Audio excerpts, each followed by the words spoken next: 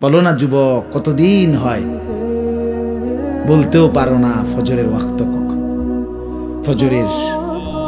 ফজরের সূর্য কেমন, ফজরের হাসি কেমন, ফজরের বরকত কেমন। আল্লাহ তাআলা বলেন কুরআন আল ফজর আই সালাত আল ফজর। বাকি ফজরের নামাজকে কোরআন বলা হয়, মানে ফজরের নামাজ এটার নামাজও, আর এটার নামাজটাই কোরআন। তাফসিরে লিখছে মানে হলো এই ফজরের নামাজ যেন কোরআনুল কারীমের লম্বা তেলাওয়াত দিয়ে মোড়াইয়া প্যাকেটিং করিয়া ফজরের নামাজ দেওয়া হয়েছে। ফজরের নামাজ যেন কোরআন মোড়ানো, কোরআন দ্বারা প্যাকেটিং করা। এই জন্য ফজরের নামাজের তেলাওয়াত কোরআন শরীফ লম্বা হয়, লম্বা হয় না? হ্যাঁ, লম্বা তেলাওয়াত। স্বাভাবিক যেই কোনো ইমাম 4 ওয়াক্ত নামাজের চাইতে ফজরের ওয়াক্তে কোরআন শরীফ তেলাওয়াত করে কি একটু বেশি, একটু লম্বা। এই জন্য আল্লাহ বলছে কোরআন আল ফজর, এবং বিশেষভাবে আদায় করুন ফজরের নামাজ যেটা কোরআন দ্বারা মোড়ান। 5 ওয়াক্ত নামাজ আমাদের জিন্দেগির পরিচয়। আজকে আমার এটাই আয়াত, আমি একটা আয়াতই পড়ছি, এটাই আমাদের জিন্দেগি।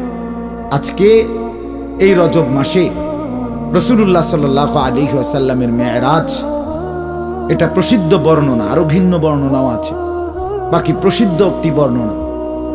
তাইলে এই রজব মাসে, মেরাজের মাসে আমাদের প্রিয় নবী সাল্লাল্লাহু আলাইহি ওয়াসাল্লাম তিনি আল্লাহ তাআলার মেহমান হয়েছেন।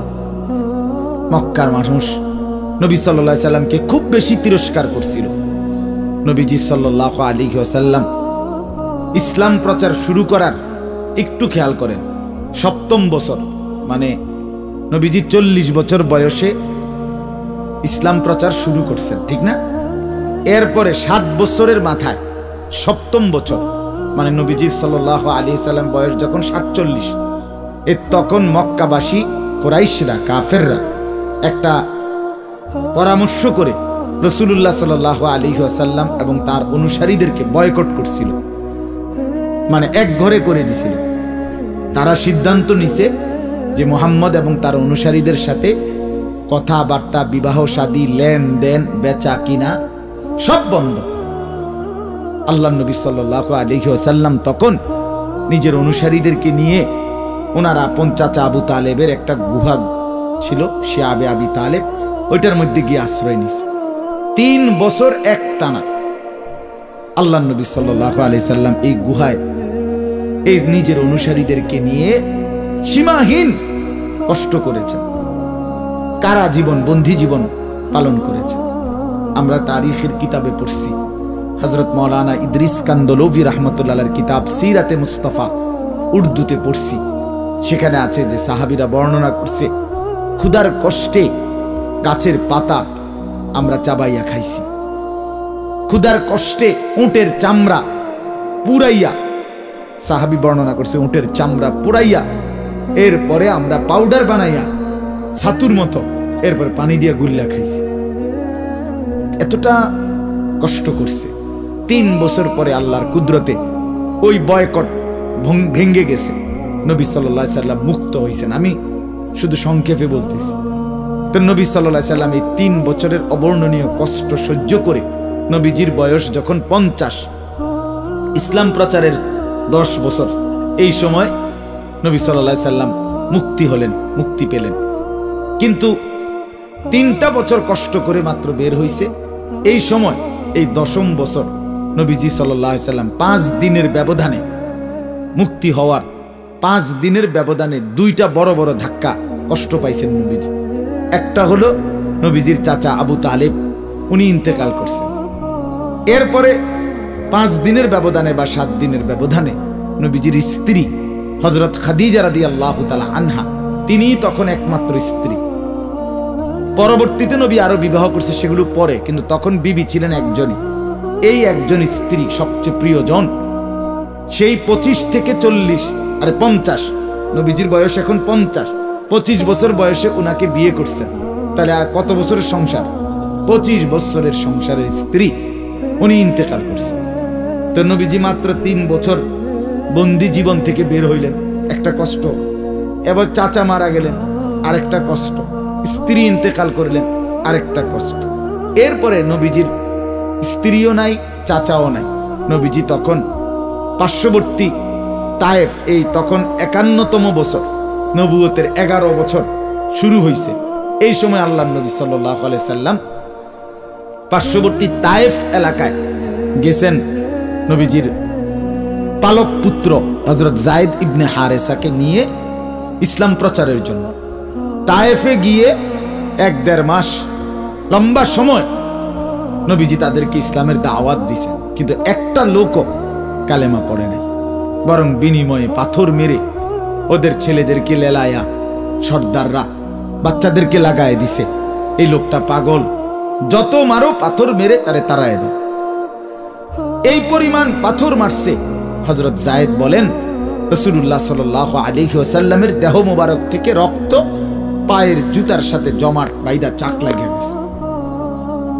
হযরত যায়েদ বলেন, আমি সারা দেহ থেকে রক্ত মুছে মুছে আমার নিজের গায়েও মাখছিলাম। তে এই তায়েফ থেকে রক্তাক্ত হয়ে নবীজি সাল্লাল্লাহু আলাইহি ওয়াসাল্লাম আবার মক্কায় ফিরে আসছে। এই 4টা ধাক্কা, একটা হলো 3 বছরের বন্দি জীবন, আরেকটা হলো চাচার মৃত্যু, আরেকটা হলো স্ত্রীর মৃত্যু, আরেকটা কি এই তায়েফের রক্তাক্ত দেহ। কয়টা হলো? 4। এই যখন তায়েফ থেকে ফিরে আসছে, কথাটা খেয়াল করেন, মক্কার কুরাইশরা তখন খুব বেশি টিটকারি শুরু করছে নবীজির, বিদ্রুপ করা।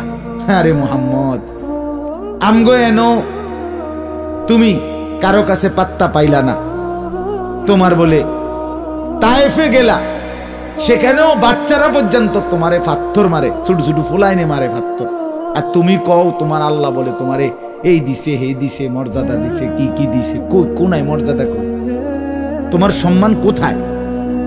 তোমারে বাচ্চারা পর্যন্ত পাথর মারে, তোমার সম্মান কই? এই তখন 11তম বছর, নবী সাল্লাল্লাহু আলাইহি ওয়াসাল্লামের 51 বছর, আল্লাহ তাআলার আরশ নড়ে উঠছে। আল্লাহ বলছে, আরে কয় কি রে, আরে বেঈমান বলিস কি, আমার বন্ধুকে বুঝি আমি সম্মান দেই নাই? তোরা মনে করছো তোদের এই যন্ত্রণায় আমার বন্ধু একেবারে লাঞ্ছিত? আল্লাহ তাআলা তখন জিবরাইল পাঠাইয়া বলছে, জিবরাইল যা দোস্তকে আমার কাছে নিয়ে আয়, আমার বন্ধুরে নিয়ে আয় আমার কাছে, একদম আমার কাছে আর শাজিমে নিয়ে আয়, আমি সেখানে বন্ধুকে সম্মানিত করব। এরপরে আল্লাহ তাআলা নবী সাল্লাল্লাহু আলাইহি ওয়াসাল্লামকে একদম বলছে, বন্ধু ইজ্জত, ওরা কইবেন শুধু গিয়া যে ইজ্জতের সর্বোচ্চ মাকাম, এর উপরে আর কোনো মাখলুক নাই, এর উপরে আর কোনো সৃষ্টি নাই, সেই আরশ আজিমে আল্লাহ তাআলা নবী সাল্লাল্লাহু আলাইহি সাল্লামকে পৌঁছিয়ে সর্বোচ্চ সম্মানে ভূষিত করেছে। সুবহান, এটা মেরাজ। তো এই মেরাজে নিয়ে আল্লাহ তাআলা সর্বোচ্চ মাকাম আরশ আজিম, পায়ের নিচে গোটা সৃষ্টি, আল্লাহ নবী সাল্লাল্লাহু আলাইহি সাল্লামকে পাশে বসিয়ে আল্লাহ তাআলা তখন, আমার দোস্ত খেয়াল করেন, সবাই মিলে, আমিও ভাবি, আপনারাও ভাবেন, যুবক ভাই তোমরাও ভাবো, কষ্ট হচ্ছে জানি আমি, রাত গভীরে, আমারও তো ফিরতে হবে অনেক দূরে, এই বাঙ্গা রাস্তাটা দিয়া মনে হইলেও শরীরটা কাঁপা ওঠে, এতটা ভাঙ্গা, সারাটা রাস্তা ভাঙ্গা। ওই যে নতুন কাজ করতেছে, আমি সেই 3টা বাজার আগে রওনা দিছি ব্রাহ্মণবাড়িয়ার উদ্দেশ্যে, ওই বয়ানের দিকে, অনেক সময় লাগা যায় যাইতে। তো বলতেছিলাম, আল্লাহ তাআলা প্রিয় নবী সাল্লাল্লাহু আলাইহি ওয়াসাল্লামকে মেরাজে এই সর্বোচ্চ সম্মান দিয়ে কাফেরদের, মুশরিকদের তিরস্কারের মোকাবেলায় ইজ্জতের চূড়ান্ত মাকামে নিয়ে আল্লাহ তাআলা পাশে বসিয়ে বললেন, বন্ধু শুনেন, আমি যাকাত এর বিধান জমিনে পাঠাবো, রোজার বিধান জিব্রাইল দিয়া জমিনে পাঠাবো, 30 পারা কোরআন জিব্রাইল দিয়া জমিনেই পাঠাচ্ছি, আমি হজ্জের বিধান জিব্রাইলকে দিয়া জমিনে পাঠাবো আপনার কাছে, আপনার যত হুকুম আহকাম ইসলামের, আমি আল্লাহ আপনার কাছে এগুলা সব জমিনে আপনি যখন থাকবেন তখন পাঠাবো। কিন্তু বন্ধু, আমার একটা স্পেশাল হাদিয়া আপনার এবং আপনার উম্মতের জন্য, সেটা আমি আপনাকে আরশ আজিমে এনে জিব্রাইলের মাধ্যমে না, বরং সশরীরে আমার নিজা কুদরতি হাতে 5 ওয়াক্ত নামাজ আপনি বন্ধুর হাতে তুলে দিয়েছেন।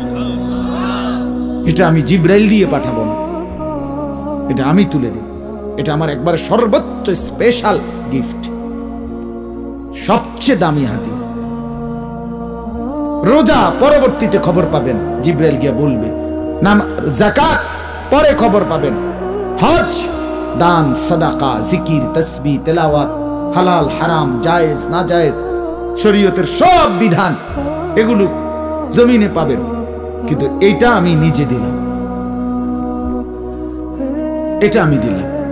অতএব প্রিয় বন্ধু, রাসূলুল্লাহ সাল্লাল্লাহু আলাইহি সাল্লাম মেরাজে গিয়ে যদি কারো খুশি লাগে তো সেটা তো তারই লাগবে যে 5 ওয়াক্ত নামাজ পড়ে।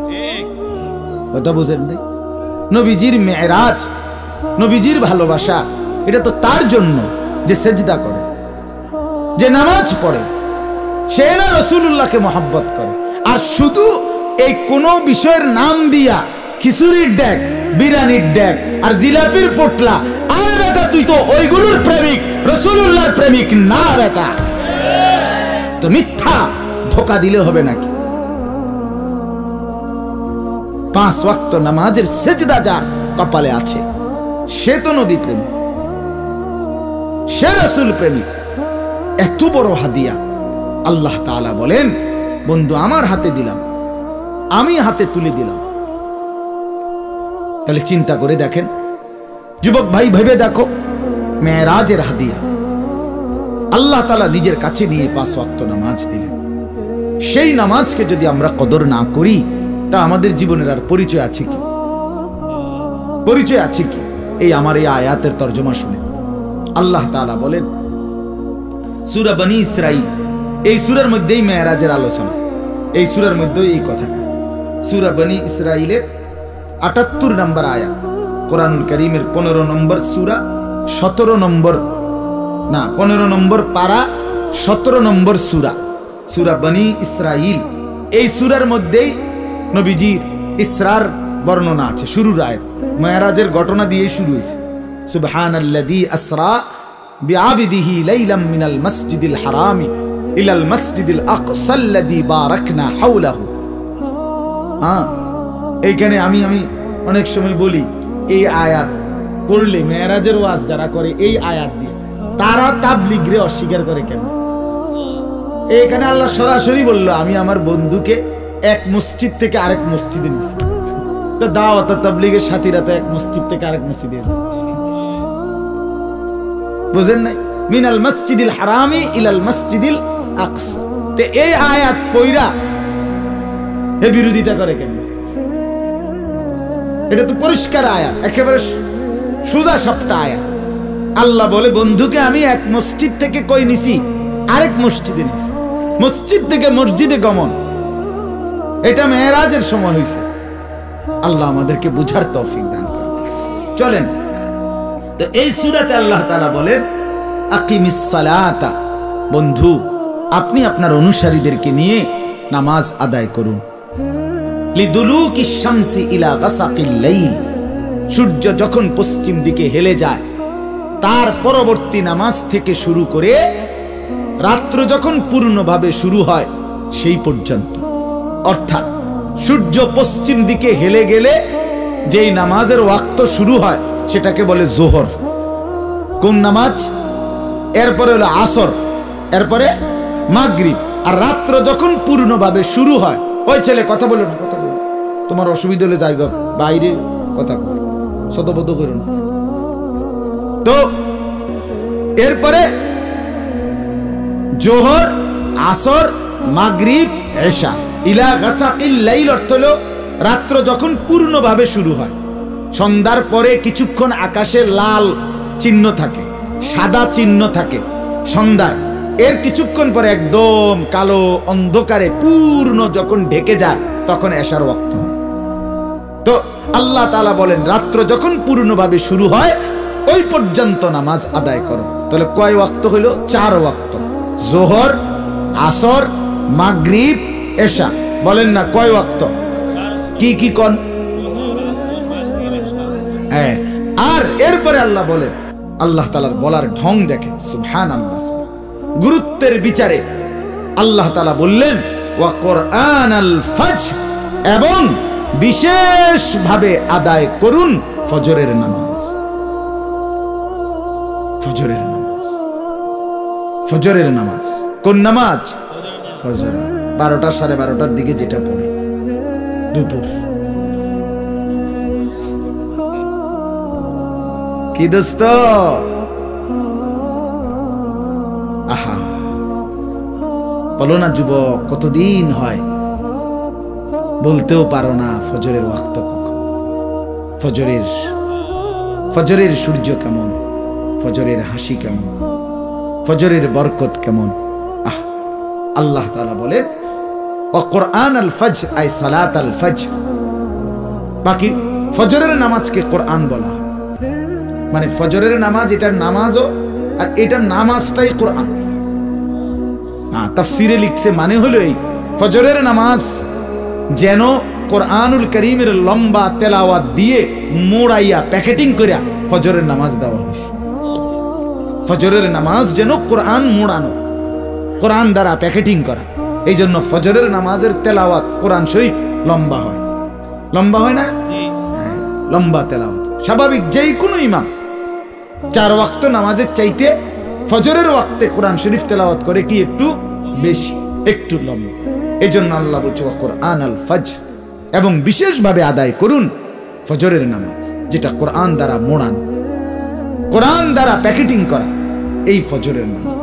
এরপরে আল্লাহ তাআলা বলেন ইন্না কুরআনাল ফাজরি কানা মাশহুদা, নিশ্চয় ফজরের নামাজ সকলের উপস্থিতির সময়। নিশ্চয়ই ফজরের নামাজ কি? সকলের উপস্থিতির সময়। বাংলাটা কোন না, আমি ইংরেজিতে কইতে কইছি না, কোন? নিশ্চয়ই ফজরের নামাজ সকলের উপস্থিতির সময়। না, সবাই কইছে না, বলেন, সবাই বলেন। নিশ্চয়ই ফজরের নামাজ কি কোন? সকলে উপস্থিতির সময়। এটা সবার উপস্থিতির সময়। বন্ধু বলো না, বললে তো লাভ, আল্লাহ তৌফিক দিবে। আল্লাহ না চাইলে পারতা না তো বাপ, আল্লাহ না চাইলে সেজদা দিতে পারবা না তো বাপ, আল্লাহ না চাইলে গোলামি করতে পারবা না বাপ। ভাত তরকারি খাউন কোনো আশ্চর্য কিছু না। এই ফাঙ্গাস তেলাফিয়া ইতেন সদবদ, এই জিন্দিগি এগুলো ভোগ করা, ফাঙ্গাস তেলাফিয়া, হ্যাঁ, ফুলকপি, ফাতাকপি, ধন্যাতা, কাঁচামরিচ, খিরা, টমাটো, ফার্মের মুরগা, কক মুরগা, এটি খুব আহামরি কিচ্ছু না।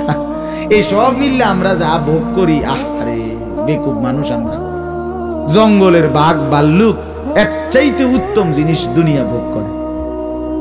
আমি নিজে দেখছি চিড়িয়াখানায়, চিটাগাঙের ওইদিকে এক বড় চিড়িয়াখানায়, ওইখানে দেখছি যে দুপুরবেলা একদিন বাঘেরে গোশত দিছে, গরুর গোশত। তা আমি জিগাইলাম, ভাই কদ্দুর দিছে না? কয় হুজুর, এই চিড়িয়াখানার বাঘেরে জঙ্গলের সমপরিমাণ দেওয়া যায় না, চিড়িয়াখানার একটা সীমাবদ্ধতা আছে, আমরা কি আর ওই রকম চাহিদা মতো দিতে পারি না। আমি বলছি আচ্ছা ঠিক আছে, কিন্তু এনে দিছেন কদ্দুর? চাহিদা হোক আর না হোক, কয় যে এমনি প্রতি বেলা 20-22 কেজি গরুর গোশত দিতে হয়। 20-22 এক বেলা, একটা বাঘে। এনে কোন রাক্ষস হতো 22 কেজি গোশত একলা খাইতে পারতো না। পারবে নি কেউ? কথা বললে পারবে নি কেউ। তো তাইলে আমরা কি দুনিয়া ভোগ করলাম? আহামরি না আমরা। আচ্ছা, আমনে কদ্দুর এই বাঘেরে আমনে অন্য কিছু কদ্দুর দেন না, অন্য তরকারি, ডাল বা সবজি, আলুর ভর্তা, এই সমস্ত ফালতু জিনিস খাই না। যা বেটা, গোস্ত ছাড়া কোনো কিছুই খাই না বেটা। আমি 3 বেলা গোস্ত খাই বেটা। শনিবার, রবিবার, সোমবার, মঙ্গলবার, বুধ, বৃহস্পতি, শুক্র, সপ্তাহ 7 দিনে বেটা আমি গোস্তই খাই বেটা। তোদের মতো এত সম্ভব কিছু খাই না। তাহলে দুনিয়া আমরা কি ভোগ করব? বলেন, আহামরি কিছু ভোগ করছি আমরা দুনিয়া? আমাদের চট্টগ্রামের প্রখ্যাত আলেম আল্লামা ডক্টর আফম খালিদ হুসাইন, আমি হুজুরের মুখে সরাসরি শুনছি, হুজুর বলছেন, হুজুর তো গবেষক, অনেক বড় বিচক্ষণ বিদগ্ধ আলেম, জেনারেল শিক্ষিত, উচ্চ শিক্ষিত মানুষ। উনি বলছেন যে একটি হাতি প্রতিদিন 250 কেজি খাবার খায়। 90 লিটার পানি খায়। আমি হুজুরের মুখে শুনছি। তাহলে আমরা কি ভোগ করছি দুনিয়া ভাইয়া, বলো না ভাই? সারা রাতও যদি তুমি নারীর ছবি, নাচ, গান, দিবানিশি দেখো, উপভোগ তো হইল না, শুধু দেখে অতৃপ্তি না বাড়ল, অতৃপ্তি বাড়ে ভাইয়া, অস্বস্তি বাড়ে, হতাশা বাড়ে। আমি তো সাফ বলি, প্রতিদিন বলি মিয়া, লজ্জা শরম ভাঙ্গা বলি আমি। কেন? একজন পবিত্র স্বামী স্ত্রী, যেই পবিত্র ইসলাম যে অনুমতি দিছে হালাল স্বামী স্ত্রী, এই স্বামী স্ত্রী পবিত্র, এরা স্বামী স্ত্রীর পবিত্র বন্ধনে যে তৃপ্তি পায়, এক অপদার্থ যুবক যদি সারা রাতও উলঙ্গ ছবি দেখে, সে কি সেই তৃপ্তি বা মজা, স্বাদ কি পাবে সে? তাহলে তুমি কি পাইলা বাপ? ইনসাফের সাথে বলো মিয়া, আমার কথাটা ভাইব। একজন হইলে একজনই ভাই, সবাই লোকে আগাইতে পারতাম। ছেলেরা বাপ সমবয়সী বন্ধু আগাইতে দেয় না, ওই পিছায় দেয়। সমবয়সী বন্ধু হাসি দিয়া উড়ায় দেয়।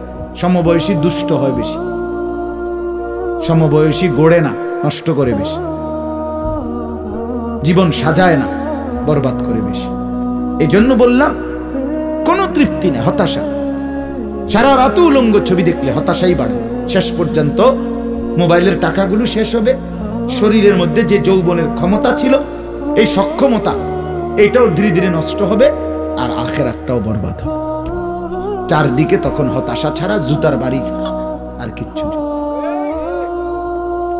আর জুতার শেষ পর্যন্ত ওই যে লাল পোস্টারওয়ালা হার্বাল কোম্পানির ওষুধ ছাড়া আর এই হার্বাল কোম্পানির ওষুধ দেন না, পোস্টার লাগায় যান, 30 টাকা করে লাগায়, মনে হয় যেন দেশে দুর্ভিক্ষ লাগছে, মহামারী লাগছে মনে হয় যেন।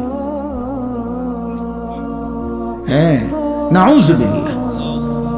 চলেন বা তাইলে আল্লাহ তাআলা বলেন নিশ্চয়ই ফজরের নামাজ সকলের উপস্থিতির সময়। এখন আসেন, আমার এই কথাটা আমি শেষ করতে চাই এই কথার উপরে, যে এখানে আল্লাহ তাআলা সরাসরি আমাদেরকে বলছেন 5 ওয়াক্ত নামাজ পড়তে। কয় ওয়াক্ত? 5 ওয়াক্ত, বিশেষভাবে ফজরের নামাজ। আর ফজরের নামাজের ব্যাপারে বললেন একটা কথা, ফজরের একটা বৈশিষ্ট্য বললেন, ফজরের নামাজ কোরআন। ফজরের নামাজ কি? কোরআন মোড়ানো, কোরআন দ্বারা প্যাকেটিং। আরেকটা কি? নিশ্চয়ই ফজরের নামাজ সকলের উপস্থিতির সময়। এ কথার মানে কি? এ কথার মানে হলো হাদিসের মধ্যে আছে, আল্লাহর নবী সাল্লাল্লাহু আলাইহি ওয়াসাল্লাম বলেন, কথাটা খেয়াল করো ভাই, বাবা আপনারাও খেয়াল করেন।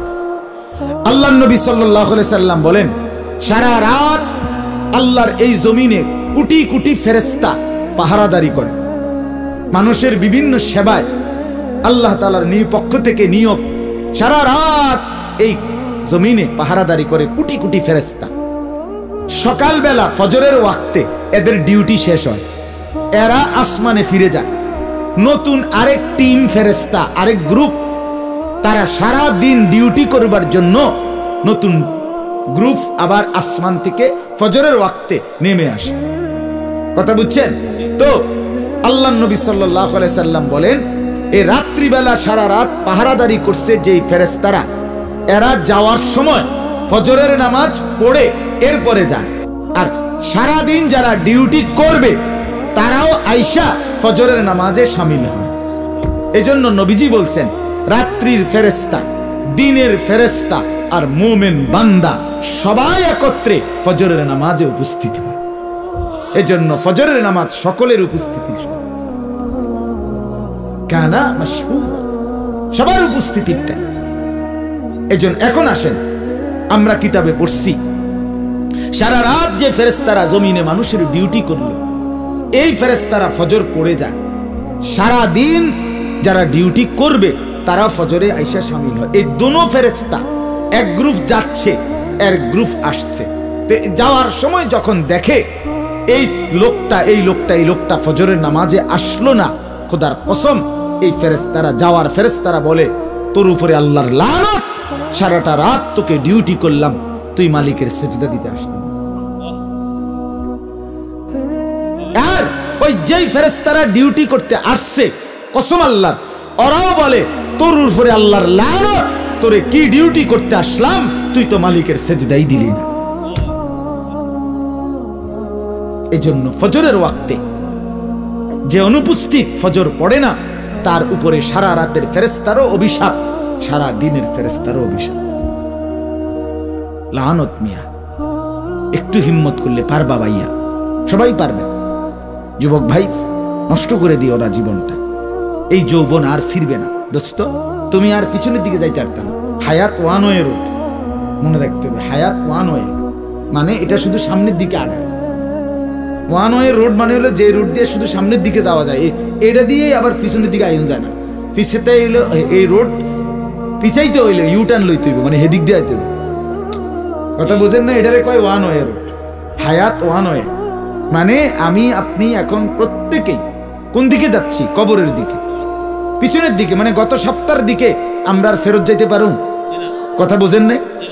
গত বিশুদ্ধের কাছে যাইতে পারুম? আর গতকালকের কাছে আমরা আর কোনোদিন যাইতে পারবো না। এই হায়াত হেদিকে যায় না, হায়াত সামনে যায়, ইউটার্ন করে না, শুধুই ওয়ান ওয়ে।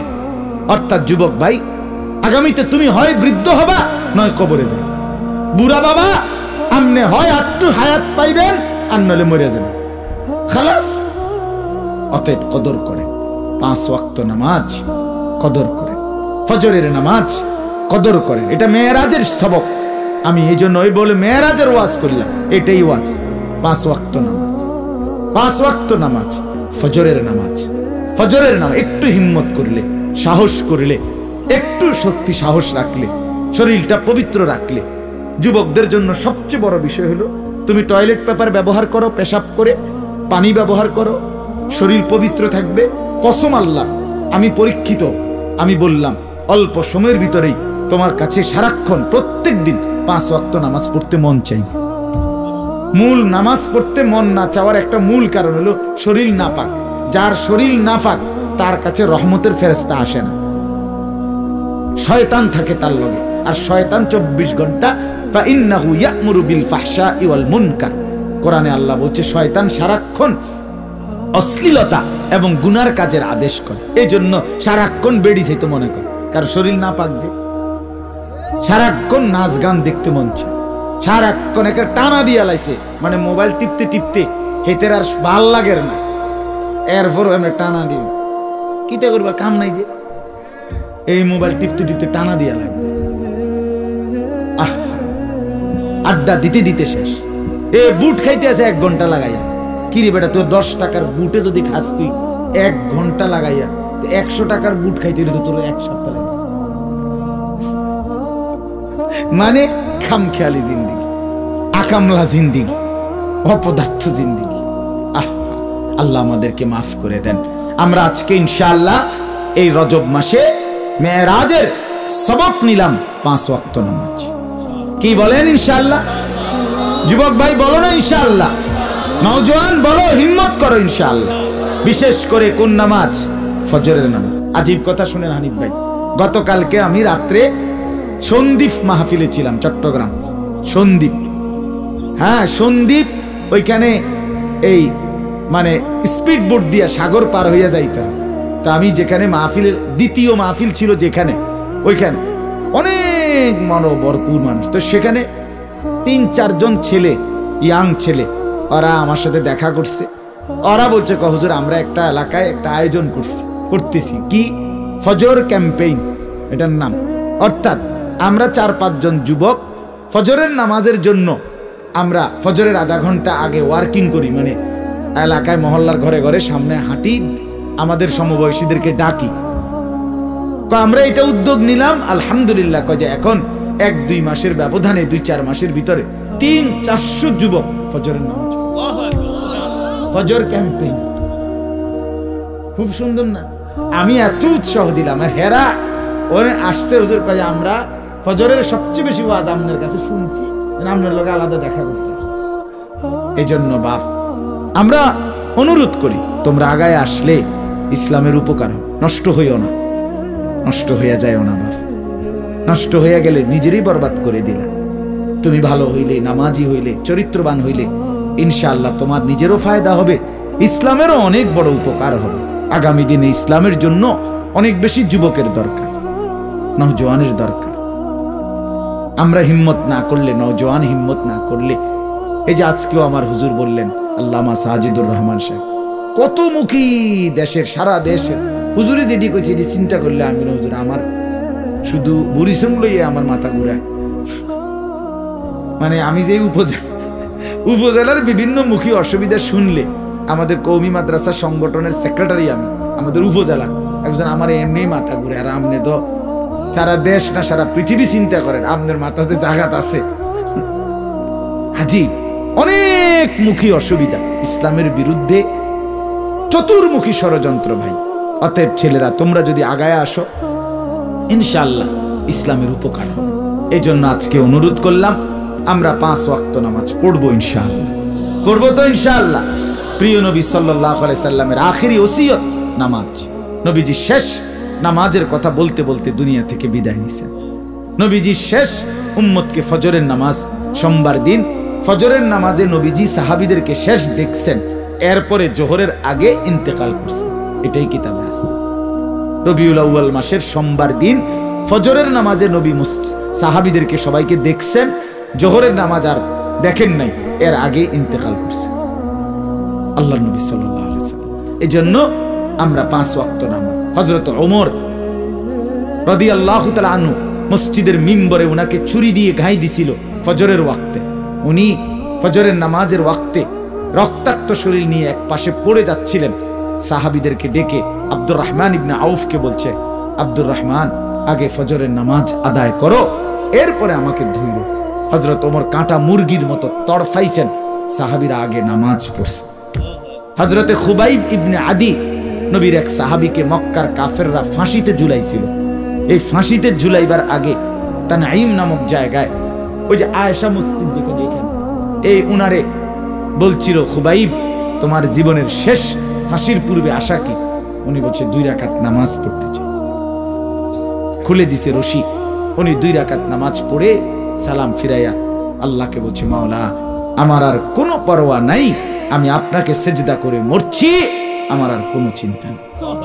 ফালাস্তু বালি হিনা উকতালু মুসলিমান। ইমামে হুসাইন, এই শেষ কথা হলো সাইয়্যিদুনা ইমাম হুসাইন রাদিয়াল্লাহু তাআলা আনহুর আহলে বাইত পরিবারের সমস্ত পুরুষরা যখন কারবালার প্রান্তরে শহীদ হয়ে গেছে, আর একা তিনি যুদ্ধের ময়দানে যখন দাঁড়াইছেন কারবালার মাঠে, তখন জোহরের ওয়াক্ত হয়েছিল। এই জোহরের ওয়াক্তে হযরত ইমামে হুসাইন ওই প্রতিপক্ষের দিকে তাকাইয়া বলছিল, আমারে জোহরের নামাজটুকু পড়তে দাও, আমি নামাজ পড়ব, এরপরে আবার যুদ্ধ হবে। কিন্তু সীমার জিল জাউশান, এই সীমার যারে বলে না, এই বেঈমান, এই অপদার্থ হযরত ইমামে হুসাইনের দিকে তাকাইয়া দূর থেকে বলছে, হুসাইন, তোকে জোহরের নামাজ পড়তে দেয়া হবে না, তার আগেই তোর কল্লা শরীর থেকে আলাদা করা হবে। হযরত ইমাম হুসাইন বলছেন, আমরা কিতাবে পড়ছি,